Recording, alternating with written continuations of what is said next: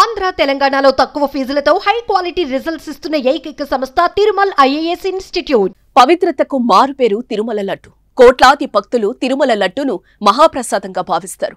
అలాంటి లడ్డు తయారీలో జంతువుల కొవ్వు వాడారనే ఆరోపణలు ప్రతి ఒక్కరిని కల్చివేస్తున్నాయి. ఇలా జరగడం ఘోరాతి ఘోరంగా భావిస్తున్నారు భక్తులు.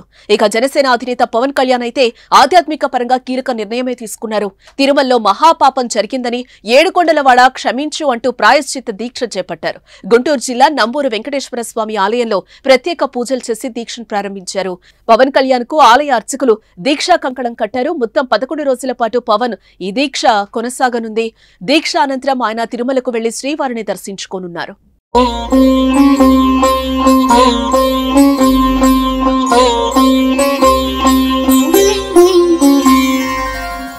పవన్ దీక్ష చేస్తున్నట్టు శనివారం ప్రకటించారు. ఈ మేరకు ఓ ఎమోషనల్ ట్వీట్ కూడా చేశారు ఆయన. అమృతతుల్యంగా పరమ పవిత్రంగా భావించే తిరుమల లడ్డు ప్రసాదం గత పాలకులు వికృత పోకడల ఫలితంగా అపవిత్రమైంది, జంతు అవశేషాలతో మాలిన్యమైంది.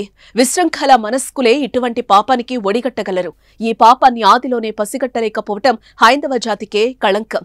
లడ్డు ప్రసాదంలో జంతు అవశేషాలు ఉన్నాయని తెలిసిన క్షణం నా మనసు వికలమైంది, అపరాధ భావానికి గురైంది. ప్రజాక్షేమాన్ని కాంక్షించి పోరాటంలో ఉన్న నాకు ఇటువంటి క్లేశం ఆదిలోనే నా దృష్టికి రాకపోవడం బాధించింది. కలియుగ దైవమైన బాలాజీకి జరిగిన ఈ ఘోర అపచారానికి సనాతన ధర్మాన్ని నమ్మే ప్రతి ఒక్కరూ ప్రాయశ్చిత్తం చేసుకోవాల్సిందే. అందులో భాగంగా నేను ప్రాయశ్చిత్త దీక్ష చేయాలని సంకల్పించాను. 22 సెప్టెంబర్ 2024 ఆదివారం ఉదయం గుంటూరు జిల్లా నంబూరులోని శ్రీ దశావతార వెంకటేశ్వర స్వామి ఆలయంలో దీక్ష చేపడతాను. 11 రోజుల పాటు దీక్ష కొనసాగించి అనంతరం తిరుమల శ్రీ వెంకటేశ్వర స్వామి వారిని దర్శించుకుంటాను. దేవదేవా, నీ పట్ల గత పాలకులు చేసిన పాపాలను ప్రక్షాళన చేసే శక్తిని ఇవ్వమని వేడుకుంటాను.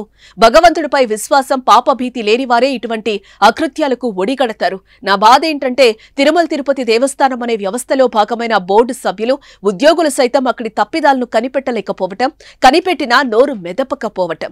నాటి రాక్షస పాలకులకు భయపడి మిన్నకుండిపోయారా అనిపిస్తోంది.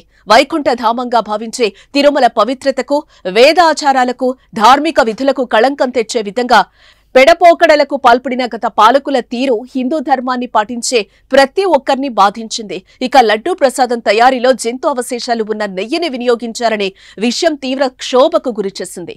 ధర్మాన్ని పునరుద్ధరించుకునే దిశగా అడుగులు వేసే తరుణం ఆసన్నమైందని పవన్ తెలిపారు. చెప్పినట్లుగానే నేడు ఉదయం గుంటూరు జిల్లా నంబూరు వెంకటేశ్వర స్వామి ఆలయానికి చేరుకుని దీక్ష ప్రారంభించారు పవన్. 11 రోజులు ప్రాయశ్చిత్త దీక్ష పూర్తి నియమాలతో ఆధ్యాత్మిక ధోరణిలో పవన్ చేపడుతున్నారు. గతంలో కూడా పవన్ వారాహి అమ్మవారి దీక్షనైతే చేపట్టారు. అటు సీఎం చంద్రబాబు ఈ వ్యవహారంపై ఫుల్ ఫోకస్ పెట్టారు.